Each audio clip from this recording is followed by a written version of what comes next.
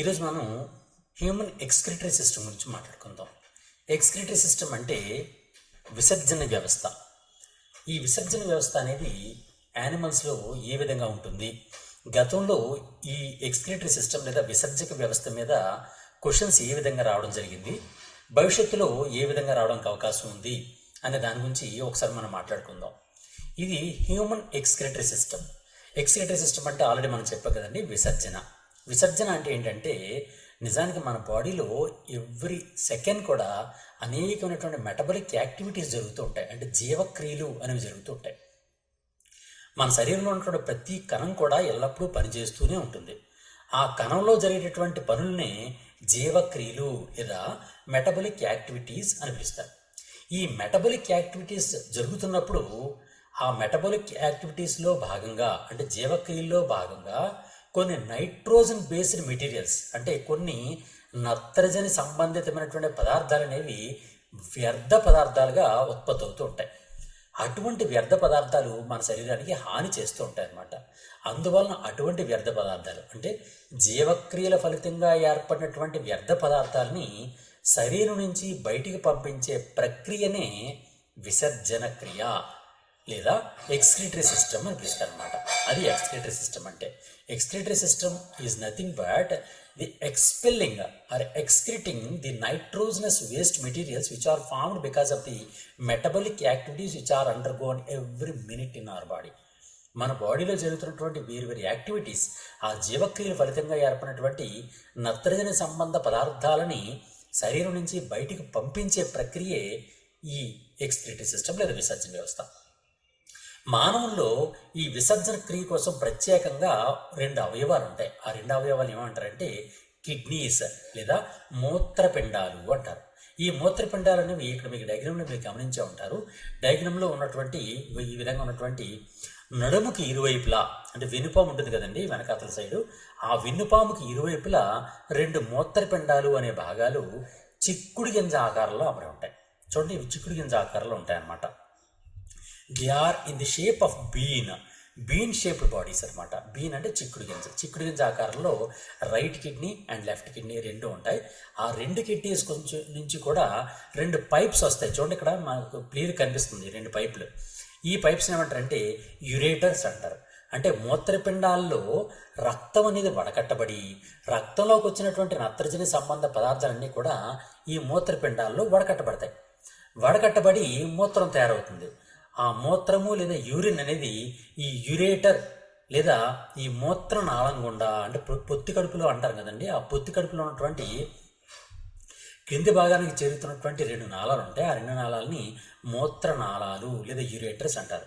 ఆ 2 నాళాలు కూడా కిందికి దిగి పొత్తి కడుపు లోపల ఉన్నటువంటి ఒక పెద్ద సంచి లాంటి భాగం, ఆ సంచిని ఏమంటారంటే యూరినరీ బ్లాడర్ లేదా మూత్రాశయము అంటారు.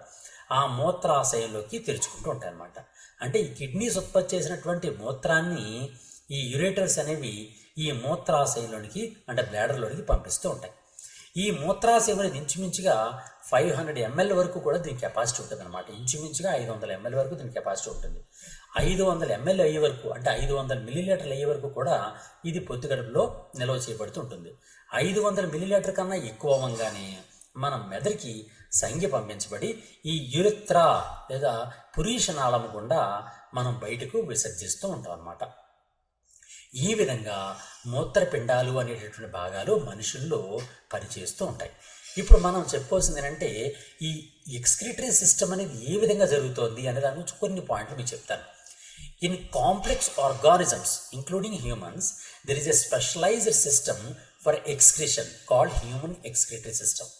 Separation and elimination of nitrogenous metabolic wastes and excess of water from the body is called as excretion. Urology deals with the diseases of the male and female urinary tract. ఇక్కడ ఈ point మనం గుర్తుంచుకోవాలండి. అదేంటంటే సాధారణంగా మేల్స్లో కానీ ఫిమేల్స్లో కానీ అంటే అమ్మాయిల్లో కానీ అబ్బాయిల్లో కానీ మేల్ ఆర్ ఫిమేల్, ఈ మేల్ లేదా ఫిమేల్ లోపల ఈ యూరినరీ ట్రాక్ అంటే మూత్రనాళంలో వచ్చినటువంటి డిసీజెస్ వ్యాధుల గురించి చదివే శాస్త్రాన్ని యూరాలజీ అని అంటారనమాట. ఈ యూరాలజీ అనేది ఏంటంటే it will deals with the diseases of the male and female urinary tract. Urinary ట్రాక్లో వచ్చేటటువంటి డిసీజెస్ గురించి మాట్లాడేదే, అంటే అధ్యయనం చేసేదే యూరాలజీ అనమాట. The animals are of 3 types based on the nature of the nitrogenous waste excreted. సాధారణంగా ఒక్కొక్క జీవి ఒక్కో రకమైనటువంటి నత్రజని సంబంధ పదార్థాలని, వ్యర్థ పదార్థాలని విసర్జిస్తూ ఉంటుందన్నమాట. నిజానికి ఏంటంటే ఈ ప్రపంచంలో ఉండే జీవులన్నింటినీ కలిపి అవి విసర్జించే పదార్థాన్ని బట్టి 3 రకాలుగా వర్గీకరిస్తుంటారు. ఆ 3 రకాలు ఏంటంటే, ఒకదాన్ని ఏమంటారంటే అమ్మోనోటెలిక్ యానిమల్స్ అంటారు, అమ్మోనోటెలిక్ animals.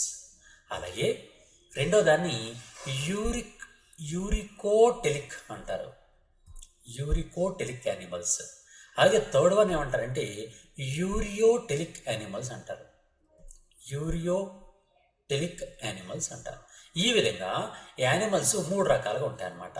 అమ్మోనోటెలిక్ animals, uricotelic animals and uricotelic animals. తెలుగులో కూడా అమ్మోనోటెలిక్ జంతువులు, యూరికోటెలిక్ జంతువులు, యూరియోటెలిక్ జంతువులని 3 రకాలుగా వర్గీకరిస్తారు. ఇప్పుడు ఈ మూడింటి మధ్య ఉన్నటువంటి తేడా ఏంటో ఒకసారి చూద్దాం. ఫస్ట్ అమ్మోనోటెలిక్ జంతువులు. అమ్మోనోటెలిక్ జంతువులు అంటే అర్థం ఏంటంటే అవి అమ్మోనియాను విసర్జిస్తూ ఉంటాయి. అవి విసర్జించే పదార్థం ఏంటంటే అమ్మోనియా అనమాట. అంటే అమ్మోనియాను విసర్జించేటటువంటి జీవులని అమ్మోనోటెలిక్ జీవులు అంటారు. ఇది మనం గుర్తుంచుకోవాల్సింది. ఇక్కడ ఎగ్జాంపుల్ ఏంటి అంటే అమ్మోనోటెలిక్ ఎగ్జాంపుల్స్ ఫిషెస్ అనమాట, చేపలు. చేపలన్నీ కూడా అమ్మోనియాను విసర్జిస్తాయి. ఆ అమ్మోనియాను విసర్జించడం వల్ల వీటిని అమ్మోనోటెలిక్ యానిమల్స్ అని పిలుస్తారు. రెండోది యూరికోటెలిక్ యానిమల్స్, యూరికోటెలిక్ జంతువులు అంటే అర్థం ఏంటంటే ఇవి తమ విసర్జితంగా యూరిక్ యాసిడ్ని విసర్జిస్తూ ఉంటాయి అన్నమాట. యూరిక్ యాసిడ్ని ఏవైతే ఎక్స్క్రిట్ చేస్తున్నాయో the animals which excrete the uric acid are called as uricotelic animals. అంటే యూరిక్ యాసిడ్ని, యూరిక్ ఆమ్లాన్ని విసర్జించేటటువంటి జంతువుల్ని యూరికోటెలిక్ యానిమల్స్ అని పిలుస్తారన్నమాట. దీనికి ఎగ్జాంపుల్స్ ఏంటంటే రెప్టైల్స్ అంటే సరీసృపాలు, అలాగే బర్డ్స్ అంటే పక్షులు, అలాగే ఇన్సెక్ట్స్ అంటే కీటకాలు.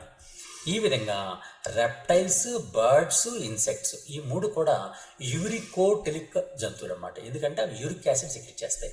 ఇక్కడ మీకు ఒక విషయాన్ని మీకు చెప్తాను.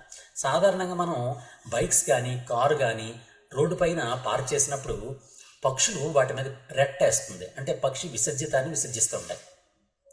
దాన్ని వెంటనే క్లీన్ చేయకపోతే అక్కడ ఏదైతే ప్లేస్లో పక్షి విసర్జించిందో ఆ ప్రదేశంలో ఉన్నటువంటి కలర్ పోయి అక్కడ పూర్తిగా ఒక మచ్చ ఏర్పడిపోతూ ఉంటుంది.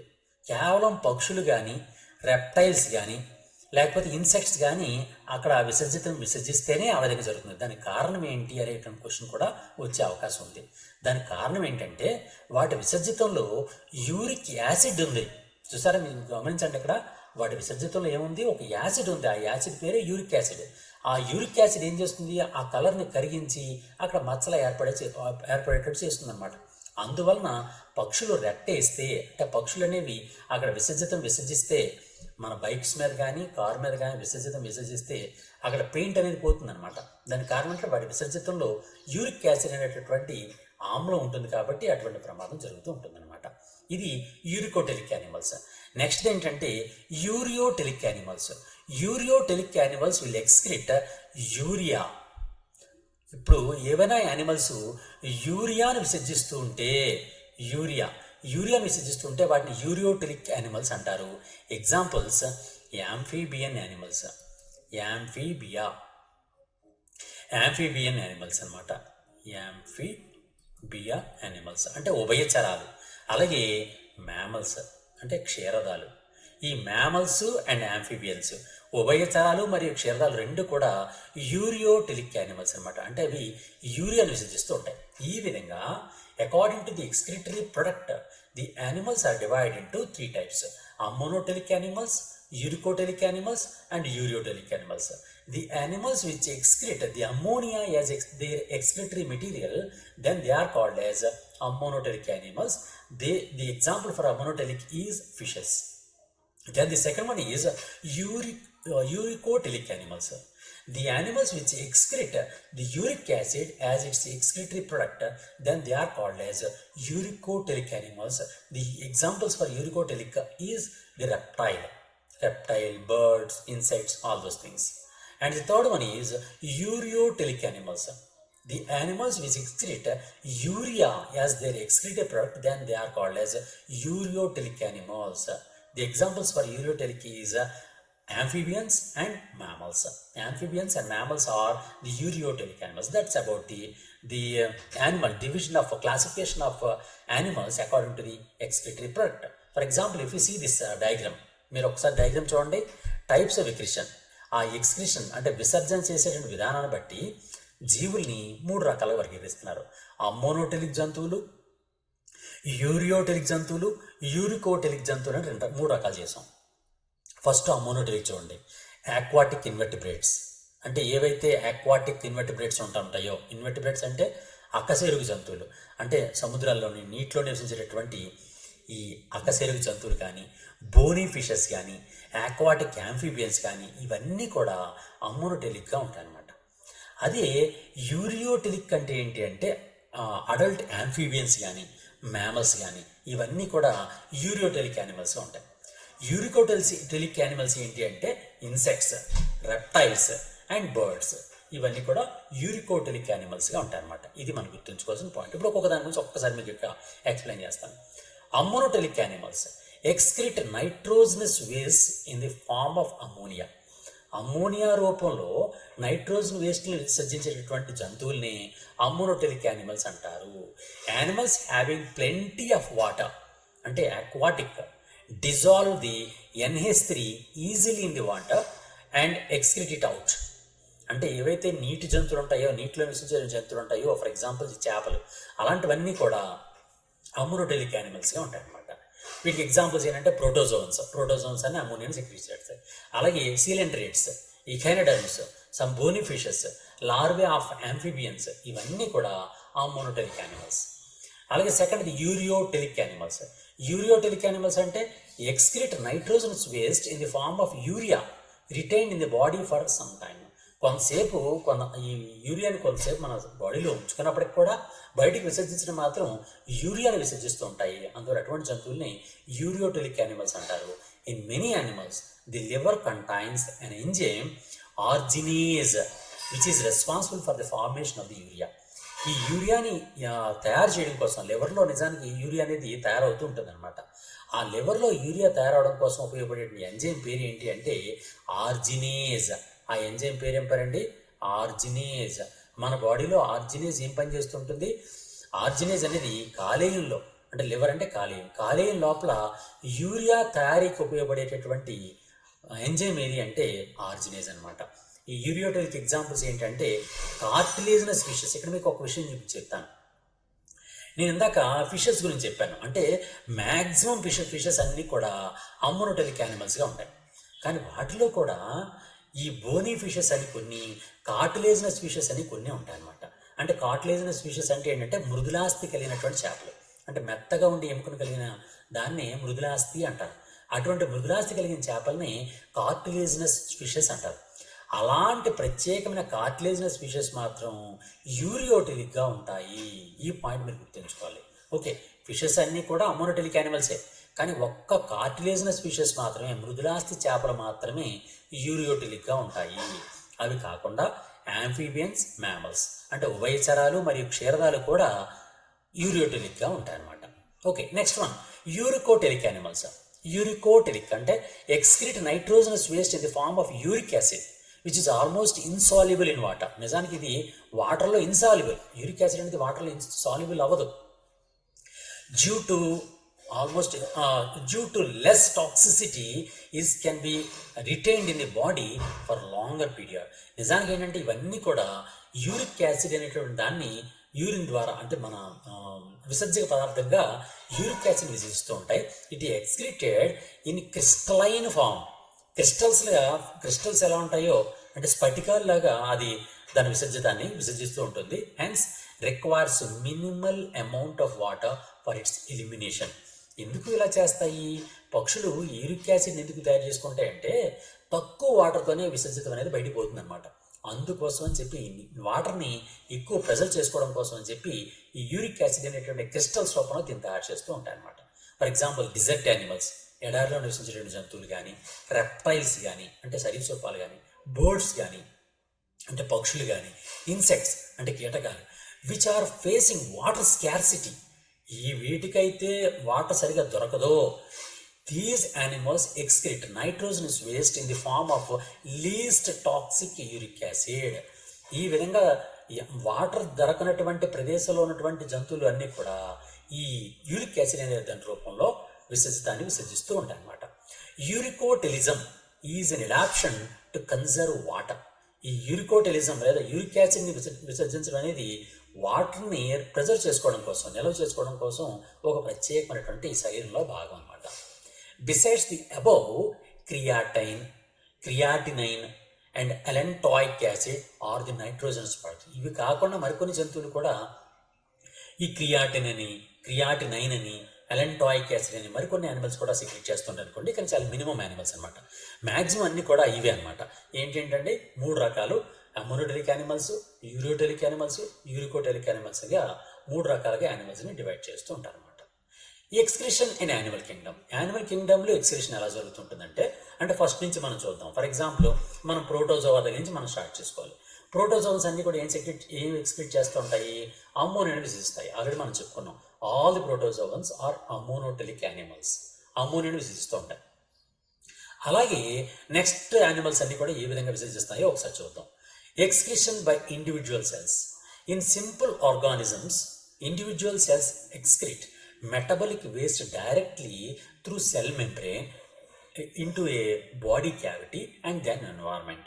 అంటే ఫర్ ఎగ్జాంపుల్ ఒక స్పాంజ్ ఉందనుకోండి. స్పాంజెస్ ఎలా ఉంటాయంటే ఈ విధంగా ఉంటాయి. స్పాంజెస్ మనకి ఈ విధంగా స్పాంజెస్ అనేవి యానిమల్స్. ఆ యానిమల్స్ అని కూడా ఈ విధంగా అతుక్కొని ఉంటాయి. అక్కడ సముద్రం లోపల అతుక్కొని ఉంటాయి అన్నమాట. ఈ అతుక్కున్నటువంటి వాటి పైభాగంలో అనేక చిన్న చిన్న పోర్స్ ఉంటాయి అన్నమాట. చిన్న చిన్న పోర్స్, రంధ్రాలు ఉంటాయి. దీని బాడీ పైభాగంలో అనేక చిన్న చిన్న బాడీ పైభాగంలో చిన్న చిన్న రంధ్రాలు ఉంటాయి. ఈ రంధ్రాలని ఆస్టియా అని పిలుస్తారు. ఆస్టియా. ఈ ఆస్టియా గుండా ఇవి నీటిని పీల్చుకుంటాయి. నీటిని పీల్చుకుంటాయి అన్నమాట. నీటిని పీల్చుకొని ఆ నీటిలో ఉన్నటువంటి ఆహారాన్ని అవి గ్రహించి అవే సెల్స్ జీర్ణం చేసుకుంటాయి. జీర్ణం చేసుకొని మిగిలిపోయినటువంటి నీటిని అండ్ విసర్జిక పదార్థాలని, ఇక్కడ ఆస్కులం అనే ఒక పెద్ద రంధ్రం ఉంటుంది. ఇది ఆస్కులం అన్నమాట. ఈ పైన ఉన్నటువంటి భాగాన్ని, పెద్ద రంధ్రాన్ని ఆస్కులం అంటారు. ఈ ఆస్కులం గుండా బయటికి విసర్జించేస్తూ ఉంటాయి అన్నమాట. ఈ విధంగా డైరెక్ట్గా సెల్ నుంచే డైరెక్ట్గా విసర్జిత అయిపోతుంది. అందువల్ల ప్రత్యేకంగా ఇక్కడ విసర్జిక అవయాలన్నీ ఉండవు. ఇది స్పాంజ్. ఇప్పుడు మనం వేసిన డయాగ్రామ్ ఇదే అనమాట. ఈ లోపలికి చిన్న చిన్న పోర్స్ ద్వారా వాటర్ తీసుకుంటుంది. ఇలా వాటర్ తీసుకుంటూ ఉంటుంది.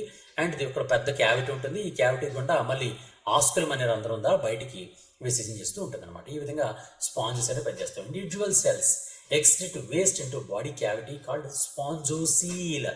ఈ స్పాంజ్లో ఉన్నటువంటి ఈ క్యావిటీని స్పాంజోసీల్ అని పిలుస్తారనమాట. స్పాంజోసీల్. ఈ స్పాంజోసీల్ అంటే అర్థం ఏంటంటే ఒక క్యావిటీ, స్పంజికలో ఉన్నటువంటి క్యావిటీనే స్పాంజోసీల్ అంటారు. ఆ స్పాంజోసీల్ గుండా బయటకు విసర్జించేస్తూ ఉంటాయి అనమాట. Body fluids ejected from spongocoel through osculum into aquatic environment. Osculum ద్వారా ఇది బయటికి పంపించేస్తూ ఉంటుంది అనమాట. నెక్స్ట్ అలాగే దాని తర్వాత భాగంలో సీలెంట్రేట్ అనే యానిమల్స్ ఉంటాయి. సీలెంట్రేట్కి ఎగ్జాంపుల్ ఏంటంటే హైడ్రా. ఇవి మన పక్కన ఉన్నటువంటి డయాగ్రామ్ ఏంటంటే హైడ్రా అనమాట. ఈ హైడ్రా కూడా ఏం చేస్తుందంటే individual cells excrete waste into body cavity called gastrovascular cavity. ఇందాక స్పాంజోసీల్ అని ఎలా చెప్పుకున్నాము, ఇక్కడ ఉన్నటువంటి క్యావిటీని ఏమంటారంటే కొంచెం డెవలప్ అయిన యానిమల్ అన్నమాట. దీన్ని ఏమని పిలుస్తారంటే గ్యాస్ట్రోవాస్కులర్ క్యావిటీ అంటారనమాట. ఇది ఉంది కదండి, ఇది ఈ క్యావిటీ అంతని కలిపి గ్యాస్ట్రోవాస్కులర్ క్యావిటీ అంటారు. ఈ గ్యాస్ట్రోవాస్కులర్ క్యావిటీ గుండా ఇది గ్యాస్ట్రోవాస్కులర్ క్యావిటీ. ఈ గ్యాస్ట్రోవాస్కులర్ క్యావిటీ లోపలికి డైరెక్ట్గా ఇండివిజువల్ సెల్ అన్ని కూడా ఎక్స్క్రిషన్స్ అనేవి చేస్తూ ఉంటాయి అన్నమాట. Body fluids ejected from gastrovascular cavity through mouth into aquatic environment. ఈ గ్యాస్ట్రోవాస్కులర్ క్యావిటీ నుంచి ముందు భాగంలో మౌత్ ఉంటుంది. ఇది మౌత్ అనమాట. ఇది మౌత్. ఈ మౌత్ ద్వారా ఈ ముందుకి ఇక్కడ చూడండి హైపోస్టమ్ ఉంది. ఈ హైపోస్టమ్ అనేటువంటి దాని దగ్గర నోరు అనే చిన్న రంధ్రం ఉంటుంది. ఆ నోటి ద్వారా విసర్జితం అనేది బయటకు విసర్జించబడుతూ ఉంటుందన్నమాట. దాని తర్వాత అభివృద్ధి చెందినటువంటి యానిమల్స్లో చూసుకుంటే ఎక్స్క్రీషన్ బై ఫ్లేమ్ సెల్స్ అనే ప్రత్యేక సెల్స్ ఉంటాయండి. చాలా చాలా ఇంపార్టెంట్ అండి. ఫ్లేమ్ సెల్స్ అనేవి ఎక్కడ ఉంటాయంటే సాధారణంగా ఈ ఫ్లేమ్ సెల్ అనేవి ప్లనీరియా అనేటటువంటి, అంటే ప్లనీరియన్స్ని ఏమంటారంటే ఫ్లాట్ వామ్స్ అంటారు. ఫర్ ఎగ్జాంపుల్ ప్లాటీ హెల్మింతిస్ అని లాస్ట్ క్లాస్లో మనం చెప్పుకున్నాం. ప్లాటీ హెల్మింతిస్ ఈ ప్లాటీ హెల్మింతిస్ అనేటటువంటి యానిమల్స్ అన్నీ కూడా వీటిని ఏమి పిలుస్తారంటే ఫ్లాట్ వామ్స్ అంటారు. ఫ్లాట్ వామ్స్ లేదా బద్దె పురుగులు లేదా బల్లపరుపు పురుగులు అంటారు. బల్లపరుపు పురుగులు ఎందుకంటే ఇవి ఫ్లాట్గా ఉంటాయి అన్నమాట. ఒక రిబ్బన్ ఆకారంలో ఫ్లాట్గా ఉంటాయి. దానికి ఒక ఎగ్జాంపులే ప్లనీరియా. ఆ ప్లనీరియా అనేటటువంటి జంతువులో దానిలో శరీరం లోపల కానీ చూస్తే ఆ కణాలు ఏం చేస్తాయంటే మైక్రోస్కోప్లో పెట్టి చూస్తే ఏదో మంట మండుతున్నట్టు కనిపిస్తుంటుంది అనమాట. ఆ మంట మండుతున్నట్టుగా కనిపించేటటువంటి ఆ సెల్స్ని ఫ్లేమ్ సెల్ అని పేరు పెట్టడం జరిగింది. ఆ ఫ్లేమ్ సెల్ అనేటటువంటి దాని ద్వారా ఈ ప్లనీరియా వంటి జంతువుల్లో ఎక్స్క్రిషన్ అంటే విసర్జన అనేది జరుగుతూ ఉంటుందన్నమాట. ఓకే, నెక్స్ట్ దానికన్నా డెవలప్ అయిన యానిమల్ ఏది అంటే వానపాములు, అంటే అనిలిడన్ యానిమల్స్. వానపాము లేదా అనిలిడ మనం తెలుసు కదండి. అనిలిడ అనే వర్గానికి వానపాములు చెందుతుంటాయి. ఈ వానపాము ఉన్నటువంటి స్పెషాలిటీ ఏంటి అంటే వానపాములో మొట్టమొదటిసారిగా నెఫ్రీడియా అనే ప్రత్యేక భాగాలు ఉంటాయి. ఇక ఇవి నెఫ్రీడియా అనేటటువంటి గుంపులు వంటి భాగాలు ఉండి ఆ నెఫ్రీడియా అనే దాని ద్వారా తిన్నగా దాని విసర్జక పదార్థం అంతా కూడా దానిలో కలెక్ట్ చేయబడి రక్తం నుంచి దానిలో కలెక్ట్ చేయబడి ఈ నెఫ్రీడియా ద్వారా ఒక నాళాల ద్వారా మౌత్ ద్వారా బయటికి విసర్జించబడుతూ ఉంటుంది అనమాట. ఈ విధంగా అంటే జీర్ణ వ్యవస్థలోకి విసర్జించబడుతూ ఉంటుంది అనమాట. ఈ విధంగా ఈ అనిలిడన్ యానిమల్స్లో అంటే వానపాము వంటి జంతువుల్లో ప్రత్యేకమైనటువంటి విసర్జక అవయవాలు ఉంటాయి. వాటిని నెఫ్రీడియా అని పిలుస్తారు. ఓకే, ఇది excretion by nephridia is found in ఎర్త్వామ్స్లో ఎక్స్క్రీషన్ అనేది నెఫ్రీడియా అనే భాగాల ద్వారా. వాటి పేరు చూసుకోండి, నెఫ్రీడియా. దాని పేరే నెఫ్రీడియా. అలాగే ఏ typical nephridium consist of a ciliated funnel or nephridiostome which opens into the coelomic cavity. coelomic cavityలోకి తెరుచుకునేటటువంటి నెఫ్రిడియోస్టోమ్ ఉంటుందన్నమాట. This is followed by a short and a narrow tube called a neck which is bent on itself and opens into the main body of the nephridium. This septal nephridia are arranged in 2 rows of 40 to 50 attached on either side of the septa. అంటే ఆ సెప్టాకి పక్కన 40 నుంచి 50 వరకు కూడా nephridia అనేవి attach అయ్యి ఉంటాయి అనమాట. బిహైండ్ ది 15th సెగ్మెంట్ దానిలో సెగ్మెంట్స్ ఉంటాయి కదండి. అంటే ఫర్ ఎగ్జాంపుల్ మీరు వానపాము చూసారనుకోండి, దానిలో అనేకమైనటువంటి ముక్కలుగా ఉంటుంది, అనేక ఉంగరాల్లో ఉంటుంది. ఆ ఉంగరాలు ఏమంటారంటే సెగ్మెంట్స్ అంటారు అనమాట. ఆ సెగ్మెంట్స్లో 15th సెగ్మెంట్ నుంచి ఈ నెఫ్రీడియా అనేవి ఉంటాయన్నమాట. ఈ మొత్తానికి ఏవైనా కానీ ఇవన్నీ కూడా ఏం చేస్తాయంటే these nephridia pick up a metabolic waste from the coelom and blood vessels and expel these waste through an excretory pore. excretory pore ద్వారా ఇవి బయటికి విసర్జిస్తూ ఉంటాయన్నమాట. ఓకే, అది అనిలిడ గురించి. దాని తర్వాత ఆర్ద్రోపోడా వస్తుంది వర్గం. ఆర్ద్రోపోడాలో ఏం జరుగుతుందంటే ఆర్ద్రోపోడాలో ప్రత్యేకమైనటువంటి కొన్ని అవయవాలు ఉంటాయండి. వాటి పేరు ఏం పేరంటే మాల్ఫీజియన్ నాలికలు అంటారు, మాల్ఫీజియన్ ట్యూబ్యూల్స్ అంటారు. ఆర్ద్రోపోడంలో ఉన్నటువంటి ప్రత్యేకమైనటువంటి విసర్జక అవయవాలనే మాల్ఫీజియన్ నాలికలు లేదా మాల్ఫీజియన్ ట్యూబ్యూల్స్ అంటారు. Excretion by Malpighian tubules takes place in arthropods and have several excretory systems. Crustaceans have green glands. అలాగే క్రస్టేషియన్ యానిమల్స్ ఉంటాయి. ఫర్ ఎగ్జాంపుల్ రొయ్య క్రస్టేషియన్ యానిమల్. అలాంటి క్రస్టేషియన్ యానిమల్స్ అన్ని కూడా ఒక ప్రత్యేకమైన గ్లాండ్ ఉంటుంది విసర్జన కోసమని. దాని పేరే green gland which is a pair of excretory organ. అంటే ఇవి ఒక జత ఉండి గ్రీన్ గ్లాండ్స్ అనేవి క్రస్టేషియాలో విసర్జక అవయవాలుగా ఉంటాయి. Green glands collect waste left over in different parts of the body including blood stream. These are connected by ducts that lead to pores located under the antenna where it is released into the outside environment. Insects which have Malpighian tubules which gather waste from blood. Insects ఉంటాయి కదండి, కీటకాలు. అంటే for example బుద్ధింక, దోమ, ఈగ, ఇలాంటివన్నీ కూడా ఏంటంటే దానికి ప్రత్యేకమైనటువంటి అవయవాలు ఉంటాయి.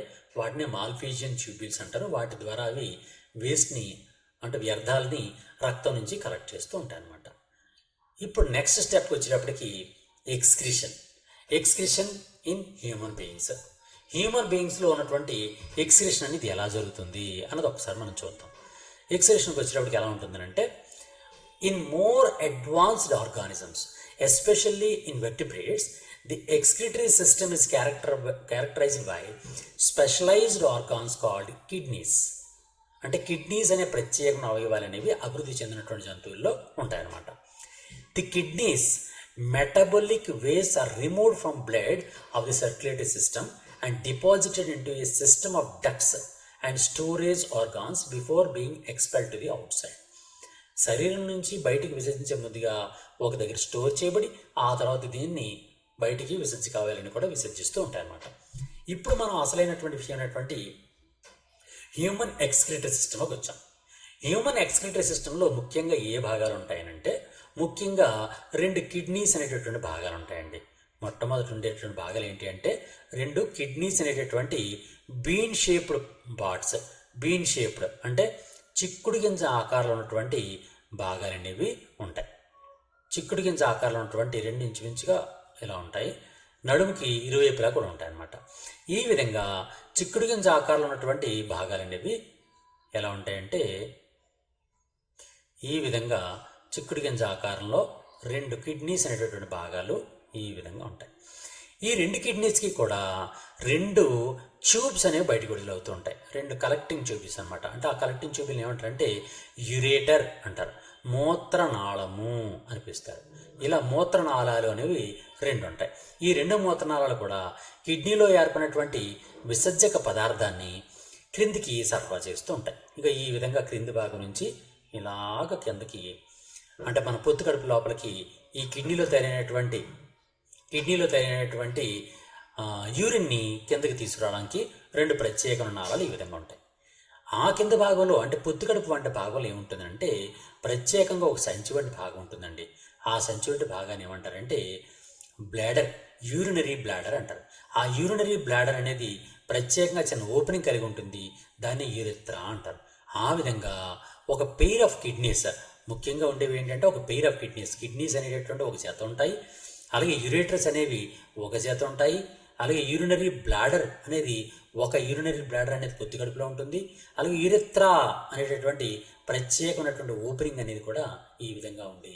హ్యూమన్ బీయింగ్లో ప్రత్యేకంగా విసర్జక వ్యవస్థ అనేది ఈ విధంగా కనిపిస్తూ ఉంటుందన్నమాట.